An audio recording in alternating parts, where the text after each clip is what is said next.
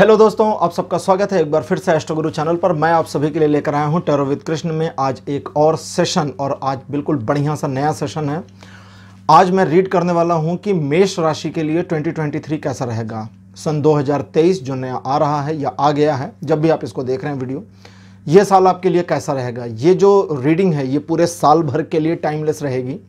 23 ख़त्म होने के बाद ये वीडियो एक्सपायर हो जाएगा एक्सपायरी डेट वहाँ पर है।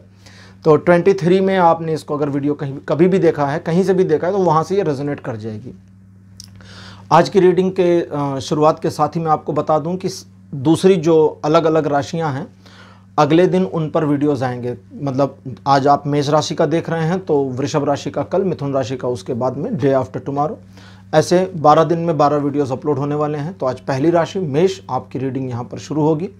आपकी रीडिंग के लिए आज 2 पाइल्स मैंने बनाई हैं, दो की दोनों आपकी स्क्रीन पर अब एक साथ दिखाई जा रही हैं। थोथ टैरो डेक से S of cups pile number 1 और S of wands pile number 2, ये 2 कार्ड्स आपके सामने। इनको एस कहते हैं, एस मतलब होता है फर्स्ट, 1। तो S of cups pile number 1, S of wands pile number 2, ये दोनों आपके सामने आपकी स्क्रीन पर। जो ज़्यादा अच्छा लगता हो या ठीक लगता हो उसे अपनी पाइल माने और उसके अकॉर्डिंग आज की रीडिंग को देखिए, ये आपके साथ रेजोनेट करेगी। हर बार की तरह इस बार भी टाइम स्टैम्प्स को डिस्क्रिप्शन और कमेंट सेक्शन दोनों जगह पोस्ट कर दिया गया है। अपनी फाइल की रीडिंग पर डायरेक्टली पहुंचने के लिए आप टाइम स्टैम्प पर क्लिक कर देंगे तो वीडियो फास्ट फॉरवर्ड हो जाएगा और आप डायरेक्टली अपनी फाइल की रीडिंग पर पहुंच जाएंगे। जो लोग मुझसे आज पहली बार जुड़े हैं उन सभी को मैं एस्ट्रो गुरु चैनल पर बहुत बहुत स्वागत करता हूँ। आप सभी इस चैनल को सब्सक्राइब जरूर करिए, बेल आइकन को प्रेस करिए, क्योंकि जब आप बेल आइकन को प्रेस करते हैं तो नए वीडियोस की नोटिफिकेशन आपके फ़ोन पर आनी शुरू हो जाती है। और मेरे रेगुलर व्यूअर्स और सब्सक्राइबर्स, आप सभी के सहयोग और प्यार के लिए बहुत बहुत आभार। आगे बढ़ने से पहले आपको एक बार बता दूं कि मैं एक प्रोफेशनल एस्ट्रोलॉजर, एक प्रोफेशनल टैरो रीडर भी हूं। तो आपकी स्क्रीन पर ये नंबर जो आ रहा है, इसके ऊपर आप संपर्क कर सकते हैं अगर आपको अपने लिए एक पर्सनल रीडिंग सेशन चाहिए। ये व्हाट्सएप नंबर है, तो इस पर आपको कॉल नहीं करना है, इस पर मैसेज करिए। मैसेज के थ्रू सारी इन्फॉर्मेशन मेरी टीम मेंबर आपको प्रोवाइड करेगी और आपकी हेल्प करेगी मेरे साथ आपके सेशन को बुक करने के लिए। तो चलिए आज की रीडिंग को शुरू करते हैं और आपकी फाइल में मिलते हैं।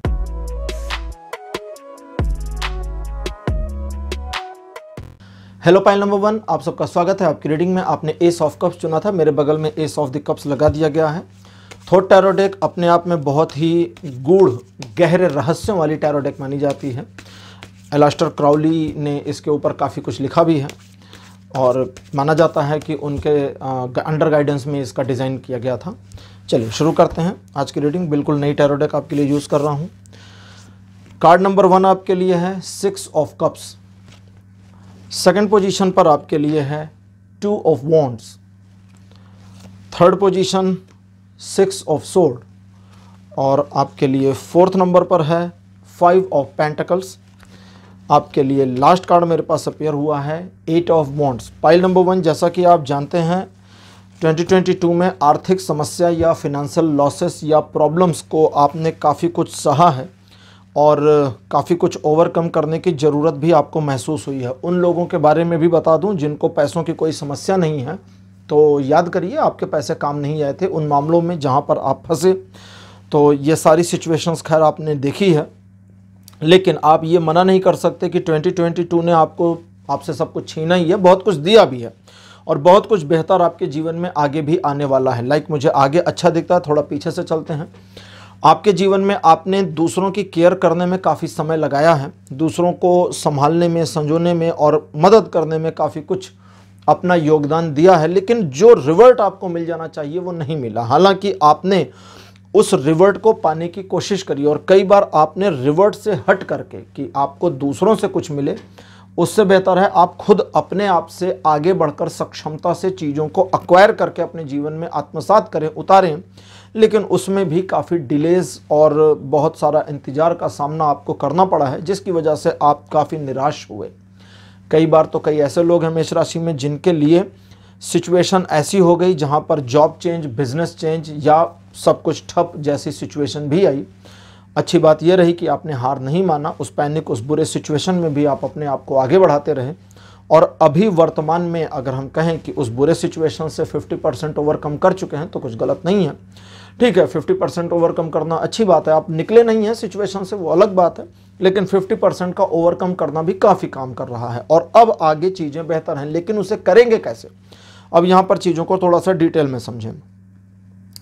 मेष राशि, आपको सबसे पहला काम यह करना है कि जिन लोगों के लिए, जिन लोगों के बेनिफिट में आपने पास्ट में काम किए थे, अगर अब उनसे आपको बेनिफिट्स नहीं मिलता तो आपको उनसे अपने ट्यूनिंग को थोड़ा सा कमज़ोर कर देना है। आपको कुछ सुनाना नहीं है, कुछ ताने नहीं देने हैं, किसी प्रकार का मनमुटाव मतभेद दिखाना नहीं है। बस अब आप उनकी हेल्प नहीं करेंगे, क्योंकि भाई कुछ दिया है तो वापस चाहिए। ठीक है, नेकी कर दरिया में डाल, हातिम ताई के साथ चला गया। नेकी कर दरिया में डाल वाला मामला, हातिम ताई की कहानी थी ना, उसमें वो निकल गई वो कहानी। अब कलयुग आ गया है, कलयुग में कुछ दिया है तो कुछ वापस भी पाने की उम्मीद रखिए। हम भगवान की भक्ति भी करते हैं तो प्रभु का आशीर्वाद चाहते हैं ना, तो इसमें कुछ बुरा नहीं है। तो दूसरी चीज़ आपको एक और समझनी है कि इस पूरे ईयर में आप जल्दबाजी नहीं करेंगे। स्पेसिफिकली वो जल्दबाजी जो लास्ट ईयर में कर गए, बिल्कुल जल्दी में मत रहिए। एक एक सीढ़ी चढ़िए। जैसे कभी आप सीढ़ी पर चढ़ते हैं, आपने ध्यान दिया हो, कुछ लोग होते हैं उछलते हुए चलते हैं। दो सीढ़ियाँ चढ़ रहे होते हैं, ठीक है। कुछ लोग लिफ्ट से चले जाते हैं, तो आपको ना लिफ्ट से जाना है ना उछलते हुए जाना, आपको एक एक सीढ़ी पर कदम जमा जमा के चलना है। ये याद रखिए। क्यों? क्योंकि सिस्टमेटिक वे में ही आपकी ग्रोथ मुझे दिख रही है, और अगर उस सिस्टमेटिक वे को मैं तोड़ दूं तो आप बीच में ही अटक जाएंगे और फिर वही सिचुएशन आएगी जो पिछले साल हो गई। तो उस सिचुएशन से ओवरकम करना है, और ओवरकम करने के लिए सिस्टमेटिक वे में आगे बढ़ना है। लेकिन एक चीज़ है जिसे बरकरार भी रखना है, और वो है आपका पैशन। अपने जोश उमंग को बरकरार रखिए। अपने उमंग में, अपने जोश में, अपने पैशन में किसी प्रकार की कमी को नहीं आने देना है। और वो वाले मामले जहां लगातार प्रॉब्लम्स आपके सामने आती रहती हैं, तो अब आप तो एक्सपर्ट हो चुके हैं प्रॉब्लम्स को झेलने में, अपनी एक्सपर्टीज़ को यूज करिए। प्रॉब्लम्स को बोलिए आ जाओ भैया, साथ में चलते हैं सफलता की ओर, हम तो जा रहे हैं, तुम भी साथ में चलो। मुसीबत को क्यों छोड़ें उसकी मुसीबत में, जब मुसीबत ने हमको नहीं छोड़ा हमारी मुसीबत में। मेरा एक दोस्त ये अक्सर कहता था। पता नहीं किसने लिखा है, मुझे नहीं पता, मेरा नहीं है। तो आपको ये चीज़ करनी है, और इस बार आपको उस अपॉर्चुनिटी को मिस नहीं करना है जो 2023 में आएगी। अपॉर्चुनिटी फरवरी के आसपास तक आपको मिल सकती है, और इस अपॉर्चुनिटी के साथ अगर आप आगे बढ़ेंगे तो चीज़ें आसान बिल्कुल नहीं हैं, लेकिन इसे आसान बनाने की कोशिश आपको करनी है। और कैसे करेंगे कोशिश? अपने एफर्ट को दे करके। लेकिन जब सिचुएशन आसान ना हो तो आपको 50% का एफर्ट लगाना है शुरुआत में, ताकि थोड़ा सा मामला सुधरना शुरू हो। जैसे आपने कभी ध्यान दिया हो कि अगर किसी चीज़, जैसे पानी है, पानी को गर्म करते हैं, आपने ध्यान दिया होगा, पानी कभी गर्म करिए तो उसमें उंगली डाल के चेक कर लेते हैं कि हाँ जी गर्म हुआ कि नहीं, नहाने का पानी है ना। कभी कभी गैस पे गर्माते हैं तो वो रॉड वाला नहीं, तो चेक करने से पता चलता है कितनी देर और बाकी है, कितनी आंच और चाहिए। तो थोड़ा एफर्ट लगाइए, और थोड़े एफर्ट के आउटकम की वेट भी करिए, ताकि आपको पता चले अभी और कितना लगाना बाकी है, और तब उतना लगाइए। एक बैग सारा नहीं लगाना है, इस चीज़ को ध्यान रखिएगा। आपके लिए मैं ओरेकल कार्ड्स निकाल रहा हूँ, ठीक है। आज की ओरेकल डेक है ओरेकल यौगिक पाथ। देखते हैं ओरेकल कार्ड अलग से क्या इंटरप्रिटेशन देते हैं। वैसे ओवरऑल आपका 2023 मुझे पिछले साल से बहुत बेहतर दिख रहा है। सफलता दिख रही है, आपकी तरक्की, आपकी उन्नति भी दिख रही है, और आपका समाज में सम्मान भी बढ़ेगा, यह भी दिख रहा है। सबसे पहला कार्ड माता धूमावती। माता धूमावती 10 महाविद्याओं में से एक है। इनके बारे में मैंने पूरा रेफरेंस वीडियो बनाया है, लिंक डिस्क्रिप्शन में है मेरे दूसरे चैनल का, उस पर ये वीडियो है, जाकर देख लीजिएगा। सेकंड पोजीशन पर देवी दुर्गा। कार्ड नंबर 3 आपके लिए जो मेरे पास अपीयर हुआ है, दिस वन इज राधा, माता राधा। कार्ड नंबर 3 आपके लिए मेरे पास जो अपीयर हुआ है, दिस वन इज मूलाधार। और आपके लिए लास्ट कार्ड मेरे पास जो अपीयर हुआ है, दिस वन इज वात। तो देखते हैं कि ओरेकल डेक आपके लिए क्या इन्फॉर्मेशन दे रही है। चलिए शुरू करते हैं। बहुत बढ़िया। जैसा कि मैंने अभी आपको पहले कहा था, माता धूमावती का कार्ड सिर्फ वही इंडिकेशन देता हुआ कि कभी कभी दूसरों के भले के लिए ऐसी चीज़ें नहीं करनी हैं जो आपके अपने को नुकसान कर दे। अपने को मतलब जिसमें आप भी शामिल हैं, आपकी फैमिली भी शामिल है। तो आपको पर्सनल लॉसेस ना होने पाए, इस बात का पूरा ध्यान रखना है। अब से जो हो चुका वो हो चुका, गया। लेकिन देवी दुर्गा कहती हैं कि आपको प्रतीक्षा करनी होगी सही समय की, और उस समय को जो, जैसे मैंने बताया आपको फरवरी के आसपास, अब अभी वो भी बताऊंगा फरवरी के बाद जिन्होंने वीडियो को देखा है। वो जो समय ग्रैब करेंगे, वो जो समय आएगा, उस समय का दोहन करना ही करना है। आपको पीछे मुड़ के नहीं देखना है। आपको जैसे कभी कभी कहते हैं ना कि हमने अपना सारा एफर्ट लगा दिया, तो सारा एफर्ट नहीं लगाना, शुरुआत में थोड़ा लगाना है, थोड़ी पॉजिटिविटी दिखेगी और फिर आपको पूरा एफर्ट डालने की ज़रूरत पड़ेगी। यहाँ एक और चीज़ को समझें, देवी दुर्गा का कार्ड, जब आप अपने फुल एफर्ट को लगाना शुरू करेंगे। अच्छा, इससे पहले मैं वो बता दूं, फरवरी के बाद अगर कोई इस वीडियो को देख रहे हैं, फरवरी के बाद एक मौका आपको मई के महीने में, दूसरा जुलाई के महीने में और तीसरा अगस्त के महीने में फिर से मिलेगा। तो इस तरह से अपॉर्चुनिटीज़ आपकी लाइफ में 2023 में आनी शुरू होंगी। और ये जो है फरवरी वाला सबसे बेहतर है, अगस्त वाला उसके बाद सेकंड पोजीशन पर और जुलाई वाला थर्ड पोजीशन पर है और मई के महीने वाला चौथे नंबर पर है। ठीक है, तो ये ऐसे कैटेगराइज हुए हैं। तो जो एफर्ट आप लगाएंगे, अच्छा इन सभी में आपको, इन चारों अपॉर्चुनिटीज़ में आपको शुरुआत में थोड़े एफर्ट लगाने हैं। मान लीजिए आपने पहला एफर्ट फरवरी में लगाया और काम वहाँ से शुरू हो गया, तो मई में जो दूसरी अपॉर्चुनिटी आपको दिखेगी, अब आप यहाँ पर, अब ये सेग्रीगेशन समझ लीजिए, एक अपॉर्चुनिटी में इन्वॉल्व हो गए और दूसरी अपॉर्चुनिटी दिख रही है, तो यहाँ पर ये नहीं कूद कर उस नाव से इस नाव पे आ जाइए कि अरे वाह अब तो ये वाली नाव चलेगी, नहीं, वो फिर गड़बड़ हो जाएगी। आपको ये सोचना होगा कि क्या मैं जिस पहली नाव पर हूँ ये सही चल रही है, हाँ जी सही चल रही है, तो फिर कूदने की ज़रूरत नहीं, क्योंकि अभी उधर रिस्क है। क्योंकि जब ये सही चल रही है तो पता नहीं उस नाव में छेद है कि सही है कि नहीं सही, मेरा वजन संभाले कि ना संभाले, पता चला हम इधर से उधर कूदे और लेके डूब जाएं, तो फिर माया में दोनों गए, क्या कहते हैं, गफलत में दोनों गए, माया मिली ना राम, ऐसा था ना एक, हमारे यूपी में ऐसे कहते हैं। तो मतलब माया मिली ना राम, मतलब ना तो भगवान मिले और ना हमें मेटेरियलिस्टिक चीज़ मिली, तो दोनों में से कुछ ना कुछ तो मिल जाए। तो जो मिला उस पर पहले तो फोकस करके रखना है। अच्छा, दूसरे वो मैनेज हो गया, कुछ लोगों के साथ है, जैसा मैंने कहा ना, सिस्टमैटिक वे में चलना है। सिस्टमैटिक वे में चलेंगे तो वो मैनेज हो गया और ऑटोमेट हो गया। साइमल्टेनियसली दूसरे को मैनेज कर सकते हैं तब तो अलग बात है, लेकिन जंप नहीं मारना, याद रखिएगा। पहले से दूसरे, दूसरे से तीसरे, तीसरे से चौथे नहीं करना है। अब देवी दुर्गा कहती हैं कि जब वो छोटे वाले एफर्ट के बाद आपको समझ में आ गया कि हाँ फुल एफर्ट लगाना है, जब कहती जब फुल एफर्ट लगाना पड़े तो बचाना मत, अब अपने लिए पूरा लगा दो, अपना जितना जोर लगा सकते हो उसमें, फिर बचाओ मत करना। क्यों? क्योंकि अगर पीछे कुछ बचाया तो वो जो बचाया है वो एक खालीपन को उत्पन्न कर देगा और वो जो खालीपन है वो आपकी तरक्की को रोक देगा।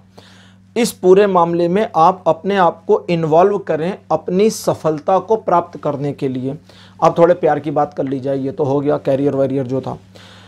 इस पूरे 2023 में प्रेम संबंधों के मामले में आपको फॉर्चुनेटली अपने लवर के साथ में एक ऐसी स्पिरिचुअल फीलिंग हो सकती है जो आपके और उसके रिलेशन में बहुत ज़्यादा गहराई ला दे, सात्विकता लेकर के चलिए। और अगर ये फीलिंग होती है, और इस फीलिंग जब ये फीलिंग होगी, आप पता कैसे करेंगे? रेगुलर पार्टनर भी हो आपका, शादी को 5 साल हुए चाहे 25 साल हुए, या आपके प्रेम संबंध को 5 दिन हुए, ठीक है, जब ये फीलिंग आएगी तो आपको ऐसा लगेगा कि उसी से फिर से प्यार हो गया है, फिर से। और ये जो फिर से प्यार होने वाला मामला है ना, ये इस तरह का होगा जो आपको एक झटका देगा कि अरे ये कैसे हो गया।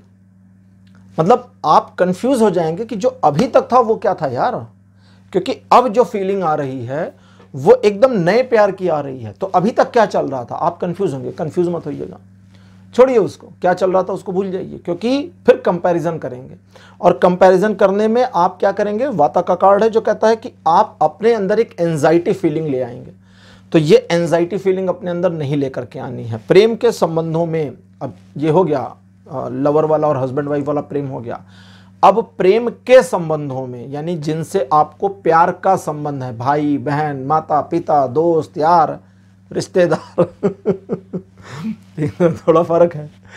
प्रेम के संबंधों में आप दूसरे के महत्वाकांक्षा को सम्मान तो दें, लेकिन अपने आत्मसम्मान की कीमत पर नहीं, बस इतना ध्यान देना है।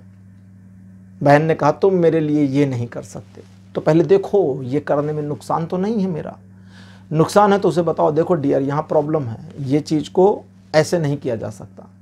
इसमें आपको अपना गंवा करके सब कुछ नहीं प्रूफ करना है, जस्टिफिकेशन करने की ज़रूरत नहीं है। अगर आप इस प्रेम के संबंधों में जस्टिफाई करेंगे तो फिर इन संबंधों की समझिए वैल्यू कुछ है नहीं। सामने वाले को भी अपने एफर्ट को दिखाना होगा। आप अपने आप को गंवा करके इन रिलेशंस को मत बचाइए। इस पूरे साल में इस बात का ध्यान रखिए, आपके लिए आप प्रायोरिटी पर हैं और आपकी सेल्फ रिस्पेक्ट भी प्रायोरिटी पर है। वे वाले मामले जहां आपको ऐसा फील होता है, एक गिल्ट सी बनती है इस रिलेशनशिप में, या देखिए यहां पर अब जो रिलेशनशिप की बात कर रहा हूं इसमें हस्बैंड वाइफ और लवर्स का रिलेशनशिप नहीं है, ये अदर रिलेशंस की बात है। तो उन रिलेशंस में अगर किसी भी वजह से आपकी एक्टिविटी से लोग आपको गिल्ट में डालते हैं, गिल्ट फील कराते हैं, या आपको गिल्ट बन रहा है, तो उस गिल्ट को बनने नहीं देना है। इस पूरे साल में उससे बाहर निकलिए, बिल्कुल उस गिल्ट को बनने नहीं देना है, क्योंकि ये जो एंजाइटी फीलिंग है ये आपके माइंड को कोलैप्स करेगी, दिमाग को खराब करेगी, और आपका जो माइंड का डिस्टर्बेंस है वो फिर आपके काम को डिस्टर्ब कर ही देगा। 2023 ओवरऑल आपके लिए बहुत अच्छा है मेष राशि, लेकिन जल्दबाजी नहीं करनी है। अगर जल्दबाजी करेंगे तो गड़बड़ हो जाएगी। धीरे धीरे चलिए, इत्मीनान से चलिए, कदम रख रख कर चलिए, और सफलता आपका इंतजार कर रही है। लेकिन जोश, उमंग, पैशन, इसको कम नहीं होने देना, इस बात का पूरा ध्यान रखना है। और जो मैंने बताया उन चीज़ों का अगर ध्यान रखेंगे तो इस साल बहुत कुछ आप अचीव करेंगे जो पिछले साल अचीव करते करते रह गए या छूट गया था। तो पाइल नंबर 1 ये थी आपकी आज की रीडिंग। आज की रीडिंग आपको कैसी लगी, अपने एक्सपीरियंस, अपने अनुभव कमेंट सेक्शन में ज़रूर लिखिए। इस वीडियो को लाइक करिए, चैनल को सब्सक्राइब जरूर करिए। अगले वीडियो में आपसे फिर मिलूंगा, तब तक के लिए बाय बाय।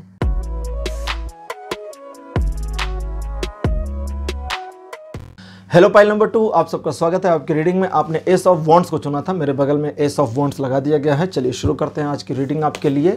रीडिंग शुरू करने से पहले आप सभी से रिक्वेस्ट करूंगा, वीडियो को लाइक जरूर कर लीजिए। मेरे वीडियोस पर आप लोग कम लाइक करते हैं, देख तो लेते हैं, लाइक नहीं कर रहे हैं। मतलब नंबर ऑफ़ व्यूज़ और नंबर ऑफ़ लाइक में बहुत गैप है, तो प्लीज़ अगर आप लाइक करेंगे तो अच्छा रहेगा, इसका मुझे बेनिफिट मिल जाता है। आपको नहीं पता हो तो जान लीजिए, अगर आप मेरे वीडियो को लाइक करते हैं तो इसका सीधा फ़ायदा मुझे होता है, एल्गोरिथम में ये ऊपर आ जाता है। ठीक है, चलिए शुरू करते हैं। आपके लिए मेरे पास जो पहला कार्ड अपीयर हुआ है, this one is queen of sword. Second position पर आपके लिए मेरे पास है judgement. Card number 3 4 of cups. Fourth position पर आपके लिए नाइट ऑफ कप्स। तो अच्छा 4 हुए। पांचवा कार्ड आपके लिए है स्ट्रेंथ। 5 कार्ड्स आपके लिए निकल गए। Pile number 2। अच्छा जी, जैसा कि आप जानते हैं पिछले साल में आपने काफ़ी कुछ परिवर्तन को देखा, और काफ़ी एफर्ट्स लगाने के बाद भी कुछ एक मामले ऐसे थे जो रह ही गए, और अंततः आपने ये महसूस किया कि आपके एफर्ट्स काम नहीं आ पाए। खैर कोई बात नहीं, आपने जो महसूस किया गलत महसूस किया। आपके एफर्ट्स अप्रिशिएबल हैं, जितना किया उतने की अप्रिशिएशन बनती है, और जो रह गया वो कैरी फॉरवर्ड हुआ है, अभी ख़त्म नहीं हुआ, आगे चलेगा। वे वाले मामले जहां पर आपको गलत इंटरप्रेट किया गया, गलत समझा गया, आपके बारे में नकारात्मक बातें कही गई, आपको निराश किया गया, निराश हुए भी आप कई बार, आपने थोड़ा मैनिपुलेशन वगैरह की कोशिश करी थी, बहुत अच्छी थी वो सारी कोशिशें, और जहां पर आप रूड हुए वे मामले, जहां पर आप गुस्सा हुए, जहां आपने ज़ोर शोर से अपनी नाराज़गी को जताया, वो सब बिल्कुल सही था, कोई गिल्ट नहीं लेनी है।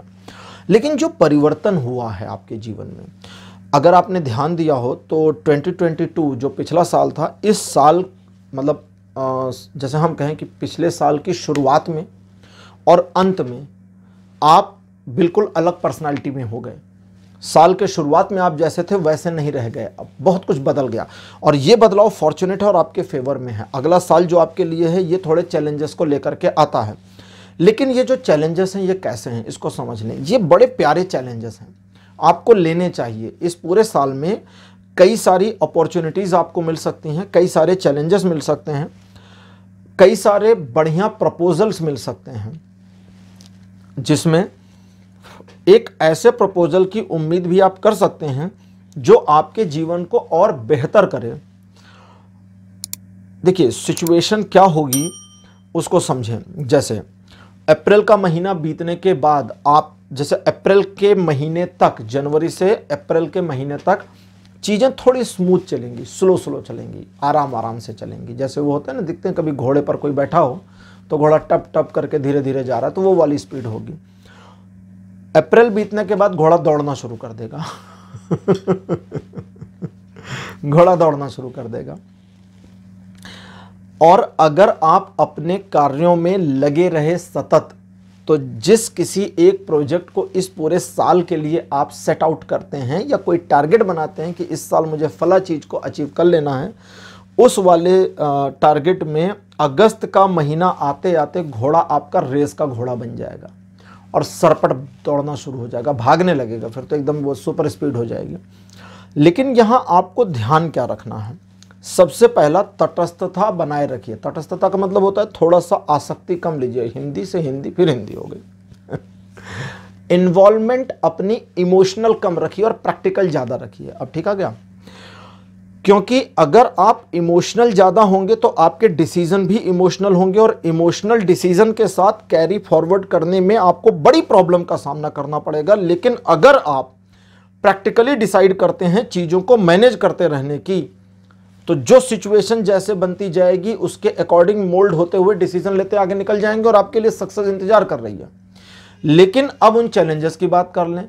शुरुआत में चैलेंजेस आपको प्रॉब्लम कर सकते हैं, लेकिन एक बार उन चैलेंजेस का सामना करके जब आगे बढ़ेंगे तो आपकी समझ में आ जाएगा कि ये चैलेंजेस उतने प्रॉब्लमेटिक नहीं हैं, आसान हैं। अब उस वाले सिनेरियो में, जैसे आप कहीं जॉब वगैरह करते हैं, लोगों को मत बताइए आसान काम है, लोगों को लगने दीजिए बड़ा कठिन है, बड़ा मुश्किल है, क्योंकि उसी से वैल्यू बनती है। अगर चीजें हमारे लिए आसान हैं और लोगों को पता चल जाए कि हाँ यार ये तो बड़ा आसान बाएं हाथ का खेल है, तो लोग वैल्यू नहीं करेंगे। उन्हें पता चलना चाहिए कि अरे ये बड़ा मुश्किल काम है, तभी लोग इस चीज़ की वैल्यू करते हैं, तभी इस चीज़ की लोग कदर करते हैं। तो उस कदर को बनाए रखने की कोशिश करिएगा। रिलेशनशिप के मामले में ये साल आपके लिए लकी रहेगा। आप अपने रिलेशनशिप में इम्प्रूवमेंट देख सकते हैं। आपके जो भी रिलेशन है, यहाँ हस्बैंड वाइफ, पति पत्नी से लेकर लवर से लेकर के भाई बहन से लेकर के सारे फैमिली के रिलेशन, दोस्त यार, सब रिलेशन के मामले में इस साल आप लकी रहेंगे। लेकिन इमोशनल डिसीजन रिलेशन के मामले में भी नहीं लेना है, और रिलेशन के मामले में आपको इमोशनल होकर प्रॉमिसेस नहीं करने हैं, क्योंकि अगर इमोशनल होकर आपने प्रॉमिस किए तो वो प्रॉमिसेस आपके अगेंस्ट इस्तेमाल हो जाएंगे। ओरेकल कार्ड से पहला आपके लिए अपीयर हुआ है कर्मा। कार्ड नंबर 2 आपके लिए मेरे पास अपीयर माता सरस्वती। थर्ड पोजीशन पर आपके लिए है प्राण। प्राण का जो कार्ड है इसके बारे में कई बार बता चुका हूं। ये प्राण ऊर्जा जो हमारे शरीर में जो हम श्वास लेते हैं उसको प्राण कहते हैं, ठीक है। तो ये वो है। प्राण का वो मतलब नहीं है जान, ठीक है, जो हमारी बॉडी में होती है, दोनों में फर्क है। मूलाधार चौथे नंबर पर। और अंतिम कार्ड आपके लिए मेरे पास अपीयर हुआ है शिव, नटराज शिव, भगवान शिव का नटराज स्वरूप। भगवान शिव का जो नटराज स्वरूप है उसका एक अलग ऑरा है। नटराज के स्वरूप में भगवान शिव नर्तन की मुद्रा में होते हैं, तांडव की नहीं, नर्तन की, ठीक है। भगवान शिव को नटराज कहा जाता है, नटों के राजा। नट का मतलब क्या होता है? नट एक संस्कृत शब्द है जिसमें नर्तक, नर्तक शब्द को उसमें जोड़ दीजिए। तो जो नर्तन करते हैं, नृत्य करते हैं, उन नृत्य करने वाले सभी में शिव सम्राट जैसे हैं, नटों के राजा हैं, ठीक है। तो भगवान शिव का जो नटराज स्वरूप है, अभी उसकी बात बताता हूँ। इस 2022 को मैं अच्छा क्यों कह रहा था, मेरा ओरेकल कार्ड्स का पहला कार्ड मुझे ये इन्फॉर्मेशन दे रहा है। ये है कर्मा का कार्ड। इसकी एक सिंपल इंटरप्रिटेशन बताता हूँ, जो मुझे बता रहा है वो नहीं, अभी मैं नहीं देख रहा हूँ, कार्ड आपकी ओर फेसिंग है, मेरी ओर नहीं। इसकी एक सिंपल इंटरप्रिटेशन है कि चीज़ें ऑटोमेट मोड में जा सकती हैं। अब ये कहता है कि अगर चीज़ों को ऑटोमेट मोड में ले जाना है, ऑटोमेट मोड का मतलब आप जिस काम को कर रहे हैं वो ऑटोमेटिकली रोटेट होने लगे। बिजनेस है वो रोटेट हो जाए, जॉब है वो रोटेट हो जाए, ठीक है, जो भी है। तो वो जो रोटेशन है उसे बनाने के लिए शुरुआती एफर्ट करने के साथ एक आंख बनाए रखनी है उधर। मतलब अगर आप अपने बिजनेस को रोटेट कर रहे हैं कि भाई मैंने बिजनेस का ये वाला हिस्सा है, इसको मैंने अपने एम्प्लॉयज़ वगैरह लगा दिया, अब ये रोटेट हो रहा है, अब ये एम्प्लॉयज़ संभाल लेंगे, लेकिन एक आंख उधर लगाए रहिए। उनको पता हो कि हाँ जी साहब देख रहे हैं, साहब को सारी जानकारी है, रूटीन को बनाए रखिए, तो वो रोटेट होगा भी, फायदा भी देगा, नुकसान नहीं होगा। ओरेकल कार्ड कहते हैं कि इस 2023 में आपके जीवन में वो परिवर्तन आ सकते हैं जिसकी आप एक परिकल्पना सी करते हैं कि मेरे जीवन में चीज़ें मेरे हिसाब से स्मूथली चलें, लेकिन शुरुआत होते ही सब खराब भी होता है, जैसा कि आपने पास्ट में देखा भी होगा, लोग आपके अगेंस्ट हो जाते हैं। तो इस बार अगर आप अपने आप में एक दृढ़ता और स्थिरता बनाए रखने में कामयाब हो गए, फिर से सुन लीजिए, अपने आप में दृढ़ता और स्थिरता बनाए रखने में कामयाब हो गए तो हो जाएगा। अब इसी चीज को एक्सप्लेन कर दूं, बस मामला खत्म। दृढ़ता क्या है? जिस काम में आप हाथ लगा रहे हैं उस काम में आप दृढ़ता पूर्वक बने रहें। जिस चैलेंज को आपने लिया, अभी मैंने चैलेंज की बात करी थी, जिस चैलेंज को आपने लिया उस चैलेंज को लेकर भाग मत जाइए कि चलो जी शुरू हुआ और फिर अच्छा बीच में हम तो जा रहे हैं, नहीं, वो फिर गड़बड़ हो जाएगा ना। वो उस फ्लो को तोड़ देगा, आपके मोटिवेशन को तोड़ देगा, एक ऐसी नेगेटिव एनर्जी ऑरा का वाइब्रेशन कर देगा जो आपके जीवन को तबाह कर सकता है। तो ये नहीं करना है। तो दृढ़ता बनाए रखिए। अगर लगे कि हार रहे हैं तो भी जीतने की कोशिश करिए। चैलेंज है ना, कोशिश तो करिए। अब ऐसा थोड़ी कि चैलेंज मैंने कहा बाद में आसान हो जाएगा तो अरे आपने जैसे ही चैलेंज लिया सब कुछ बढ़िया, नहीं, थोड़ा तो एफर्ट करना पड़ेगा शुरुआत में और उस एफर्ट के साथ चीजें मुड़ेंगी। अब स्थिरता की बात करते हैं। जब दृढ़ता के साथ आगे बढ़ें और एक पोजीशन मिलनी शुरू हो, एक सिचुएशन बननी शुरू हो कि हाँ जी हम सफलता की पहली या दूसरी सीढ़ी तक आ गए, तो अब स्थिरता लाने की कोशिश करिए कि अब स्थिर हो, उस दूसरी सीढ़ी से गिरे नहीं, ऊपर चलें। पहली सीढ़ी पर पैर रख के दूसरी पर पहुंच गए, अब दूसरी पर पहुंचने के बाद नीचे गिरेंगे तो फिर जमीन पर आ जाएंगे, ऊपर कैसे जाइएगा? तो स्थिरता की जरूरत है। हर पायदान पर, हर कदम पर स्थिरता चाहिए और वो स्थिरता आपके मामले में है कीप स्विमिंग, लगातार अपने आप को बनाए रखना। अगर अपने आप को लगातार बनाए रखते हैं तो एक लयबद्धता में आ जाएंगे। ध्यान से देखिएगा, मजेदार चीज आ रही है आगे, इसी से समझ जाएंगे कि कार्ड कैसे काम करते हैं। जब दृढ़ता के साथ स्थिरता की लय में आते हैं तो वो जो लयबद्धता है वो शिव के नटराज स्वरूप तक पहुंचती है और जब उस स्वरूप तक आपके लिए ये इंटरप्रिटेशन पहुंचती है तो वहां पर चीजें आपके लिए एक नर्तन का स्वरूप लेती हैं। नर्तन का स्वरूप मतलब एक आसान चीज हो जाती है कि आप उस पॉइंट पर पहुंच जाते हैं जहां आपके मूव्स ऑटोमेट भी हो रहे हैं और आप उन मूव्स को कर भी रहे हैं, उन मूव्स के आप स्वामी भी हैं, यानी आप जानते भी हैं कि मैं क्या कर रही हूं, क्या कर रहा हूं और उसका प्रतिफल क्या आ रहा है वो भी आपको पता है। तो फिर ये अल्टीमेट पोजीशन पर आप पहुंच गए। रिलेशन के मामले बिल्कुल बढ़िया हैं। आपके करियर, आपके बिजनेस से जुड़े मामले भी इस बार बढ़िया रहेंगे। थोड़े चैलेंजेस आपके लिए बने हैं लेकिन वे चैलेंजेस आपके लिए इस तरह के हैं कि आप अपने जीवन में आगे बढ़ें। वे चैलेंजेस आपको पीछे धकेलने के लिए बिल्कुल नहीं आ रहे हैं, वो आपको आगे ले जाने के लिए आ रहे हैं। लेकिन जीवन में हमें सब कुछ आसानी से थोड़ी मिलता है, भगवान भी तपस्या करने से मिलते हैं, तो थोड़ा एफर्ट करना पड़ेगा और वही एफर्ट आपको करने की ज़रूरत है। क्लोज करते करते लास्ट में माता सरस्वती की बात आप सुन लें और बस आज की रीडिंग यहीं क्लोज होगी।